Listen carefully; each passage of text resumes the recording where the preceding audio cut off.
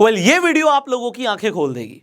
उसका रीजन ये है कि हम में से ज्यादातर लोग हेल्थ इंश्योरेंस ले तो लेते हैं, बट उन्हें यही नहीं पता होता कि हेल्थ इंश्योरेंस लेते वक्त उनके एडवाइजर्स ने उनसे कितनी सारी बातें छुपाई हैं। अल्टीमेटली जब आप क्लेम लेने जाएंगे ना, आपको क्लेम नहीं मिलेगा। और किन छोटी छोटी बातों पे आपको क्लेम नहीं मिलता, ये सारे पॉइंट्स आज मैं कवर करने वाला हूं। इसके साथ साथ मैं आपको ये भी बताने वाला हूं कि अगर आपने अभी तक हेल्थ इंश्योरेंस नहीं लिया, इनफैक्ट देखिए हेल्थ इंश्योरेंस का रिन्यूअल हर साल होता है। इट मींस कि आप एक तरीके से नया हेल्थ इंश्योरेंस ही ले रहे हैं हर साल। तो आप अगर अपना रिन्यूअल कराने वाले हैं, नया हेल्थ इंश्योरेंस लेने वाले हैं, तो आप इन पॉइंट्स का जो मैं आपको बताऊंगा आज, इनका ध्यान जरूर रखिएगा। अपने एडवाइजर से ये सारे पॉइंट जरूर पूछिएगा। अगर आप ऑनलाइन भी इंश्योरेंस खरीदते हैं तो ये सारे पॉइंट्स आपको चेक करने बहुत जरूरी हैं। स्टेप बाय स्टेप मैं आगे बढ़ूंगा और आपको पता लगेगा। आप खुद भी चेक कीजिएगा, जो आज आपके पास हेल्थ इंश्योरेंस है उसके अंदर ये सारी चीजें कवर होती हैं या नहीं होती। ज्यादातर लोगों को पता लगेगा कि आज की डेट में जो उन्होंने हेल्थ इंश्योरेंस लिया हुआ है वो वर्थलेस है। तो मैं शुरू करता हूं। सबसे पहले मैंने यहाँ पे पॉइंट लिया हुआ है रूम रेंट कैपिंग का। अब ये रूम रेंट कैपिंग क्या होती है, मैं आपको एग्जैक्टली अपने पर्सनल इंसिडेंट्स के साथ बताऊंगा ये हुआ क्या था। तो एक मेरे फादर का एक एक्सीडेंट हुआ था, एक माइनर सा एक्सीडेंट हुआ। उसमें उनकी जो यहाँ पे शोल्डर पे ना एक इंजरी आई और डॉक्टर ने ऑपरेशन सजेस्ट किया। अब हम लोग जब ऑपरेशन के लिए गए, मैं काफ़ी छोटा था उस टाइम पे, तो उस टाइम पे मुझे पता लगा, उन्होंने बोला जी आपको ना जो रूम चाहिए वो रूम नहीं मिलेगा, आपको एक नॉर्मल रूम मिलेगा। तो मैंने कहा वो वाला रूम क्यों नहीं मिलेगा, ये वाला रूम क्यों मिलेगा। तो उन्होंने उस टाइम पे बताया कि आपका जो यहाँ पे आपने इंश्योरेंस लिया हुआ है उसमें रूम रेंट की कैपिंग है। अब ये रूम रेंट कैपिंग क्या होती है मैं आपको समझाता हूँ। आपका जितने का भी पॉलिसी है, फॉर एग्जाम्पल आपकी 3 लाख रुपए की पॉलिसी है, तो ज्यादातर कंपनीज में क्या होता है कि वो आपको ज्यादा से ज्यादा 1% ऑफ द सम एश्योर्ड का ही रूम रेंट देती है। इसका मतलब क्या है कि अगर 3 लाख की आपकी पॉलिसी है तो 3,000 रुपए हो गया 1%। आप 3,000 रुपए पर डे तक का ही रूम ले सकते हैं, इससे महंगा आप रूम नहीं ले सकते। अगर आप ये भी बोल देते हैं कि भैया चलो रूम मान लीजिए आपको पसंद आया वो 5,000 रुपए का है और आप 3,000 वाला जो रूम है वो नहीं लेना चाहते, तो आप बोलते हैं कि भैया 3,000 मेरे आप पॉलिसी में एडजस्ट कर लीजिएगा, जो आपको क्लेम एडजस्ट करना, और 2,000 रुपए मैं दे देता हूं अपनी जेब से, ये भी नहीं चलेगा।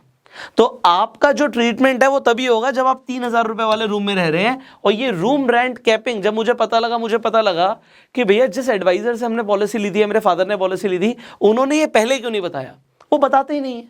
और जब आप एक्चुअल में हॉस्पिटल में पहुंचते हो आपको समझ आता है कि भैया यहाँ पे तो कैपिंग लगी हुई है और ट्रीटमेंट भी आपकी कैपिंग के अकॉर्डिंग हो रहा है। तो सारे पैकेजेस उसके हिसाब से बने हुए होते हैं और लोगों को ये चीज पता नहीं होती। और ये आप भी चेक कीजिए क्या आपकी पॉलिसी में कैपिंग तो नहीं है। आगे बढ़ते हैं। दूसरा पॉइंट ये है कि जब आप आईसीयू की बात करते हैं, देखो आईसीयू में इंसान को इमरजेंसी में लेकर जाया जाता है, उस टाइम पे पता लगता है कि ज्यादातर पॉलिसीज के अंदर ऐसा होता है कि कैपिंग होती है 2% ऑफ सम एश्योर्ड। आपका जो भी सम एश्योर्ड है उसका 2% तक ही आपका एक दिन का आईसीयू का रूम रेंट हो सकता है। मतलब अगेन 3 लाख की पॉलिसी है तो 6,000 रुपए पर डे, इससे ज्यादा आपको कंपनी पे नहीं करेगी। अगर आप किसी बड़े हॉस्पिटल में चले जाते हैं आज की डेट में, तो आप ये भूल जाइए कि 6,000 रुपए पर नाइट या पर डे के हिसाब से आपको आईसीयू का बेड मिलेगा, नहीं मिलेगा। सो ये काफी ज्यादा हो चुका है, तो ये आपको चेक करना है कि कैपिंग ना हो। अब तीसरा मैं आपको एक चीज बताता हूं होता क्या है। अब यहां पे आ जाता है automatic restoration of sum assured. अब ये क्या होता है इसे समझते हैं। मान लेते हैं आपकी अगेन पॉलिसी है 3 लाख रुपए की।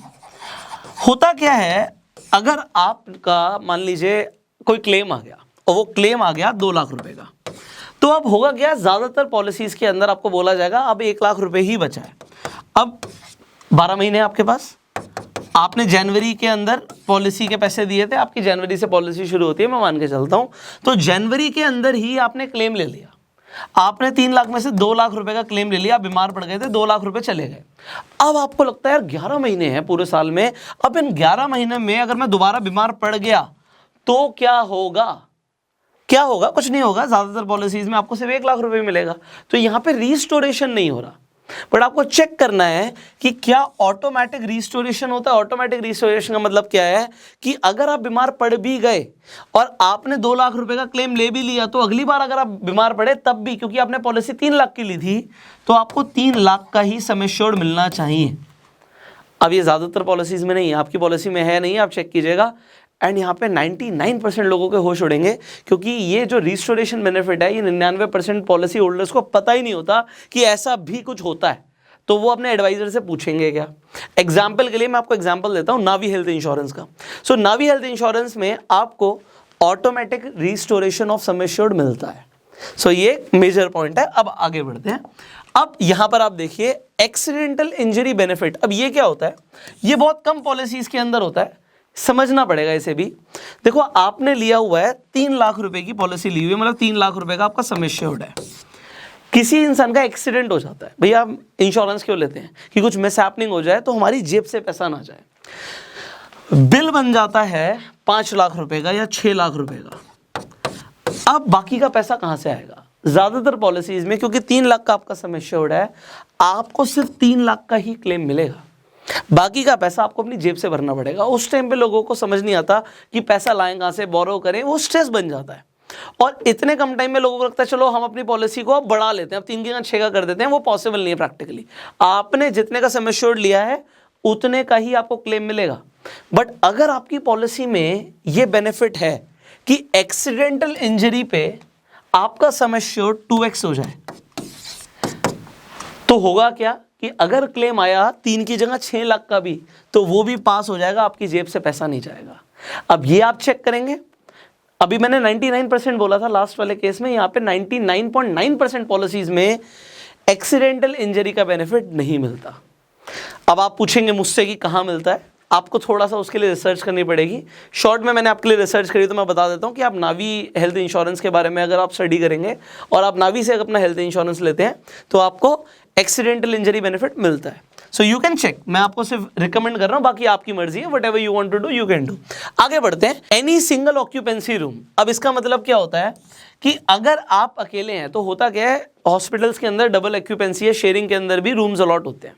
तो अगर आपको लगता है कि जी नहीं, मेरे को तो प्राइवेसी मैटर करती है, मुझे अकेले के लिए कमरा चाहिए, बहुत सारी पॉलिसीज में कवरेज नहीं होती। आपको चेक करना है कि अगर आप अकेले भी हैं और आपको अपने लिए ट्रीटमेंट चाहिए तो आपको अपना एक प्राइवेट रूम मिले। सो वो भी आप अपनी पॉलिसी में चेक कीजिए कि ये होना चाहिए। आगे बढ़ते हैं। यहाँ पे अगर आपको, अब देखो ऑनलाइन का ज़माना है, ये ज़माना बदल गया। आज से 5 साल पहले लोग ऑनलाइन डॉक्टर की कंसल्टेशन लेते ही नहीं थे, लोगों को पता भी नहीं था कि ऑनलाइन भी ले सकते हैं। बट आज की डेट में लोग ऑनलाइन कंसल्टेशन लेते हैं डॉक्टर की। आपकी पॉलिसी में वो कवर होना चाहिए। आप ऑनलाइन कंसल्टेशन ले रहे हैं, उसमें आप पैसे देते हैं, तो वो कवर होना चाहिए। लोगों के पास टाइम नहीं होता कि भाई मैं जाऊं डॉक्टर के पास और फिर वहाँ पे जाके मैं क्यू में लगूं और उसके बाद मेरा नंबर आए, टाइम बहुत वेस्ट हो जाएगा। टाइम बहुत मैटर करता है आज की डेट में, लोगों के पास नहीं है। तो लोग अपने हिसाब से, सहूलियत के हिसाब से आज की डेट में ऑनलाइन कंसल्टेशन बुक कर सकते हैं। और लोगों को मेडिकल चेकअप्स भी कराने होते हैं। एग्जाम्पल, साल में एक बार तो आप अपना मेडिकल चेकअप कराते ही हैं, तो उसमें भी आपके चेकअप्स में पैसा लगता है, वो भी आपकी पॉलिसी में कवर होना चाहिए। अगर आपने अपने लिए एक हेल्थ इंश्योरेंस लिया है तो उसमें ये कवरेज है या नहीं है, आप चेक कीजिए। ऑलराइट, आगे बढ़ते हैं। अब यहां पर आप देखिए कि आपको एक क्लेम रिलेशनशिप मैनेजर मिलना चाहिए। मैंने बहुत सारे लोगों को देखा है, जब वो क्लेम लेने जाते हैं ना, उन्हें पता ही नहीं होता कि बात किससे करें। अब अगर आपको यही नहीं पता कि बात किससे करें तो बड़ा हेक्टिक हो जाता है आपके लिए। अगर आप जिससे भी अपनी हेल्थ इंश्योरेंस ले रहे हैं, फॉर एग्जांपल आप नावी से ले रहे हैं अपनी हेल्थ इंश्योरेंस, तो वहाँ पे आपको एक डेडिकेटेड क्लेम रिलेशनशिप मैनेजर मिलेगा जो आपका क्लेम सेटल कराने में हेल्प करेगा। आपके जो भी हॉस्पिटल के बिल्स आते हैं ना, वो सब कुछ, उसका पैसा हॉस्पिटल के पास पहुँच जाए और जो पेशेंट है उसे डिस्चार्ज मिल जाए। ये काम किसका है? ये काम क्लेम सेटलमेंट मैनेजर का है। तो यहाँ पे आपको जो क्लेम रिलेशनशिप मैनेजर मिलेगा वो आपके लिए हेल्प करेगा। आप चेक कीजिए कि आपने जहाँ से पॉलिसी ली है वहाँ पे आपको एक डेडिकेटेड पर्सन मिलता है या नहीं मिलता। देन आपको क्या देखना है, ये इंपॉर्टेंट है, इसे समझिए। भाई मान लेते हैं आज आपको कोई बीमारी डायग्नोज हुई और डॉक्टर ने बोला जी हम 2 महीने बाद, 2 मंथ्स के बाद ऑपरेशन करेंगे, ठीक है जी। बट डॉक्टर कहता है कि आप हर हफ्ते मुझे दिखाने आओ, वीकली दिखाने आओ, और इसके साथ साथ आप ये टेस्ट हैं, ये चेकअप्स हैं, ये कराइए। अब एक बात बताओ, यहाँ पे तो हमें समझ आ रहा है 2 महीने बाद जो ऑपरेशन होगा, ऑपरेशन के पैसे जो हैं वो तो हमारा जो हेल्थ इंश्योरेंस है उसमें हमें क्लेम मिल जाएगा, हमें समझ आ रहा है। बट जो मैं हर हफ्ते डॉक्टर के पास जाऊंगा दिखाने के लिए, जो भी टेस्ट कराऊंगा, आजकल टेस्ट बहुत महंगे हैं, तो वो क्या मेरी जेब से जाएंगे? ये जो कवरेज है ना, इसे हम बोलते हैं प्री हॉस्पिटलाइजेशन कवरेज। और ये तो हुआ प्री, मतलब आप हॉस्पिटलाइज हो रहे हो उससे पहले की कवरेज हो गई। पोस्ट हॉस्पिटलाइजेशन जो कवरेज होती है उसे समझते हैं कि आपका ऑपरेशन हो गया, उसके बाद, ऑपरेशन के बाद वही मेडिसिन हैं, टेस्ट हैं, दोबारा से डॉक्टर की कंसल्टेशन है, वो भी कवर होनी चाहिए। बट ज़्यादातर पॉलिसीज़ में ना इनका टाइम बहुत कम होता है। मान लेते हैं कि अगर आपका ऑपरेशन हुआ तो सिर्फ 30 दिन तक, 30 डेज तक ही ये कवर होगा। आपको चेक करना है कि कितने टाइम तक के लिए कवर्ड है। तो मैं आपको एक एग्जाम्पल के लिए बता रहा हूँ कि प्री हॉस्पिटलाइजेशन कवरेज जो है वो कम से कम 2 महीने का आपका होना चाहिए, और पोस्ट हॉस्पिटलाइजेशन कवरेज आपका कम से कम भी 3 महीने का होना चाहिए। क्योंकि देखिए, अब कोई बीमारी डायग्नोज हुई, हो सकता है उसका सच में 2 महीने बाद ऑपरेशन हो, तो खर्चा आपको जेब से ना करना पड़े। और ऑपरेशन होने के बाद या कोई भी आपको लगता है कि भैया आप हॉस्पिटल में गए, आपको जो भी ट्रीटमेंट मिला उसके बाद भी 2 या 3 महीने तक आपका ट्रीटमेंट चलेगा, तो उसका खर्चा कहाँ से आएगा? आपकी पॉकेट पे वो बर्डन ना पड़े। सो ये आपको चेक करना है। अगर आपने हेल्थ इंश्योरेंस लिया हुआ तो अपनी पॉलिसी में चेक करो, और अगली बार लेने वाले हो तो ये भी चेक करिएगा। आगे बढ़ते हैं। यहां पर आप देखिए कि आपको डे केयर ट्रीटमेंट मिलना भी जरूरी है। अभी डे केयर ट्रीटमेंट क्या है? अभी ज्यादातर पॉलिसीज में क्या होता है कि आपको रात में रुकना जरूरी होता है, मतलब आपको 24 घंटे हॉस्पिटल में बिताने होते हैं। बट आज ना मेडिकल साइंस बहुत ज़्यादा एडवांस हो चुकी है। बहुत सारे ऐसे ऑपरेशन है जैसे कैटरेक्ट का या हर्निया का या कुछ लेज़र ऑपरेशंस होते हैं जो डॉक्टर कहता है जी आप सुबह आइए, मैं शाम को छुट्टी कर दूंगा आपकी। बट आपको पता होना चाहिए, ज़्यादातर पॉलिसीज़ के अंदर अगर आप रात में रुकते नहीं हैं हॉस्पिटल के अंदर तो वो खर्चा ही आपको नहीं मिलेगा। तो वहाँ पे क्लेम देने से कंपनीज मना भी कर देती हैं कि आप रात में रुके नहीं, खर्चा नहीं मिलेगा आपको। यहाँ पे लोग फंस जाते हैं। तो आपको चेक करना है कि ये डे केयर ट्रीटमेंट आपको मिल रहा है या नहीं मिल रहा आपकी पॉलिसी में। Check this out. आगे बढ़ते हैं, इसे भी समझ लेते हैं कि अब ये क्या चीज़ है। एक तो हो गया जी मैं हॉस्पिटल में जाके इलाज कराऊंगा, एक होता है डोमिसिलरी। इसका मतलब है कि मैं घर पर हूँ, या मान लेते हैं कि इंसान को भी पैरालिसिस हो गया, वो जा नहीं सकता हॉस्पिटल, अब उसका जो भी इलाज होगा घर पर होगा। क्या ये आपकी पॉलिसी में कवर है? आपने सोचा नहीं होगा इसके बारे में, बट देखो आप पॉलिसी ले रहे हो, आप किसी कंपनी को हर महीने या साल में पैसा दे रहे हो, तो आपको चेक करना है कि ये सारे कवरेज आपको मिलने चाहिए। मेरे अकॉर्डिंग तो मिलने चाहिए। आप चेक कीजिए आपकी ज़रूरत है नहीं है, क्योंकि ये चीज़ें ना ज़रूरत के हिसाब से नहीं आती। देखो हम हेल्थ इंश्योरेंस ले रहे हैं इमरजेंसी के लिए, तो अगर इमरजेंसी के अंदर कुछ भी इशू आ जाता है तो वो कवर होना चाहिए। उस टाइम पे हमारा सेविंग अकाउंट के अंदर जो बैंक बैलेंस पड़ा है ना, वो इफेक्ट नहीं होना चाहिए, ये मेरा मानना है। सो आपका मानना क्या है आप नीचे कमेंट्स में बता सकते हो। अब ये समझिए ऑर्गन डोनर कवरेज। अब इसका मतलब क्या है? मान के चलते हैं एक लड़की है, उसकी किडनी में कोई इश्यू आ जाता है और डॉक्टर बोलता है जी किडनी ट्रांसप्लांट होगी। अब अगर किडनी ट्रांसप्लांट होगी और मान लेते हैं उसकी मदर एग्री कर जाती है कि मैं अपनी किडनी दे दूंगी, तो अभी जो पॉलिसी ली हुई है उस लड़की ने ली हुई है, उस गर्ल ने पॉलिसी ली हुई है, ये 20 साल की लड़की ने पॉलिसी ली हुई है।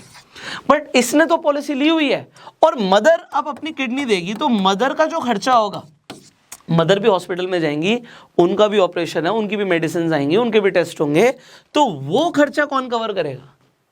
वो खर्चा मदर खुद कवर करेंगी? The answer is no. अगर आपने मेडिकल इंश्योरेंस लिया है तो आपको चेक करना है कि उसमें ऑर्गन डोनर कवरेज भी होना जरूरी है।